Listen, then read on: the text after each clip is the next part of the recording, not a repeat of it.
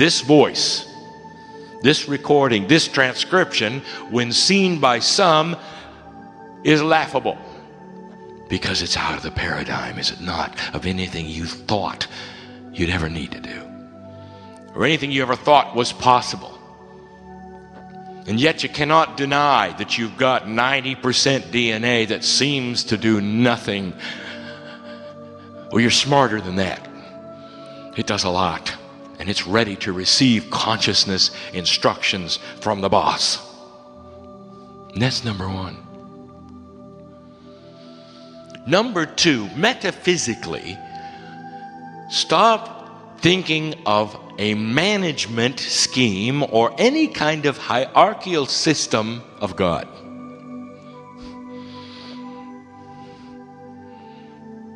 You've got high councils, commands, and archangels.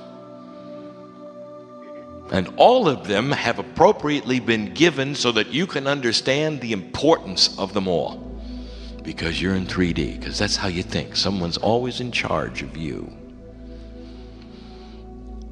You've got to start thinking differently there. There is no one in charge but you. Not only are you in charge of your own system and your own body, you're in charge of peace on earth. And this is quantum at its best. That is to say, this is a managementless system. God with God, the pieces and the parts all know each other. You're a family. You've already got it figured out. As you pray, as you send light, don't think that you're sending it to somebody upstairs who's going to handle it for you. A manager up there, there's a high council up there, I'll take care of it. All you do is send it to them. Well, it's not going to work. I want to introduce you to the highest council on the earth, and that's your cellular structure. Consciousness is king, the peace of God inside you. There's nothing grander, there's nothing greater. Hard for you to imagine a system without management.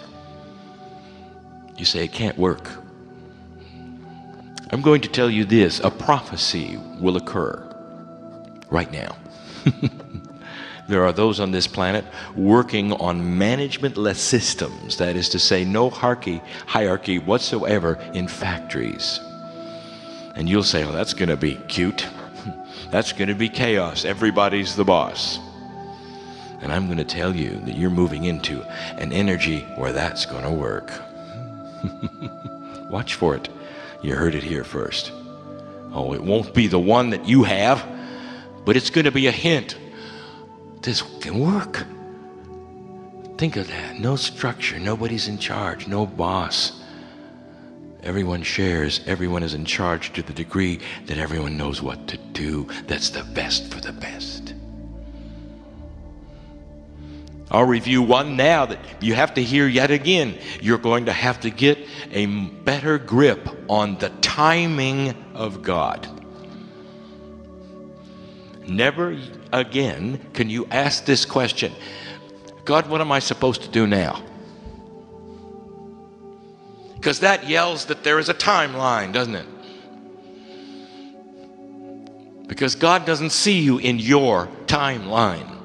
God sees the concept of the complete picture. When we look at you, we see everything that potentially will happen to you in your life. If we give you advice, it's so that you can apply the advice when it's time, not when you hear the instructions. And yet humans go to the other side, get instructions, come back and try to give it their all right then. There are so many of you who have received flashes of intuition. You're supposed to write a book. You're supposed to start a healing center. You're supposed to do this and that. You come back and try it, and it fails. Falls on its face. Nobody's interested. You can't find funding. Not only is this striking a chord in some of those in this room, but everyone who's hearing this recording. I'm telling you, you don't get it.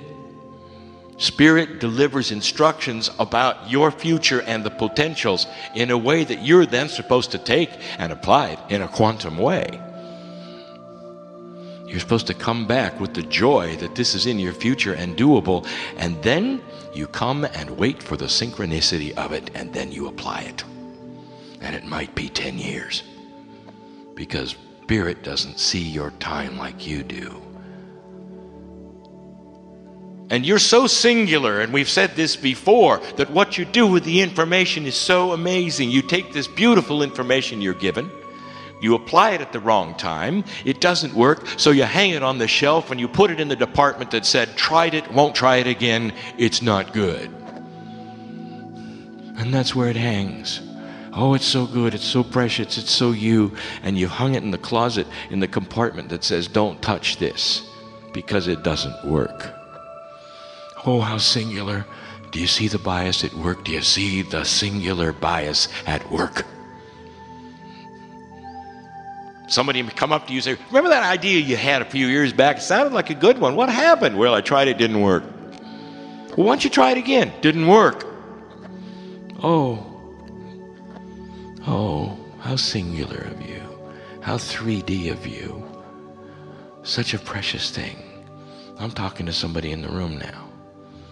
It's time to trot it out and do it again. And you know what I'm talking about. God doesn't give you these kinds of things for you to hang them on the shelf and discount them, dear ones. They're beautiful. They're pearls of wisdom and joy and beauty. They're going to help other people. Why are they in the closet? Just because you didn't understand it? So the practical instructions are these. I've got two things to say about this. Number one, if you're given instructions from Spirit, if you have insight, weigh the appropriateness of the timing of it. Period. Do it when the synchronicity is there. Push on the doors, and when you see the funding, when you see the interest, when you see consciousness start to move toward these things, you're ready to go. And they'll work. That's wisdom. That's quantum wisdom. And here's the other one. This is a bit too quantum for all of you.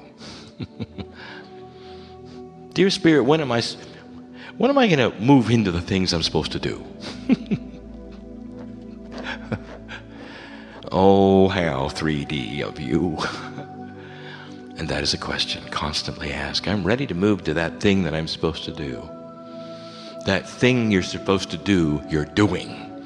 Can you take a moment and celebrate what seems to be being stuck?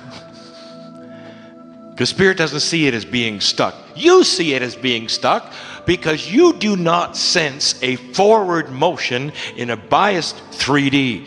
What you don't see is so beautiful. A quantum energy that you have created because of your insight, because of your light that you share with others, because the love that has increased in your life. Exponential it is. Planetary it is. Felt by all it is. Going into the mantle of the earth it is. It's why you exist. And you sit in front of Spirit and say, when am I going to do what I came for? And the pieces and parts around you, which you call angels, wring their hands and go, can't you see who you are? We love you so much.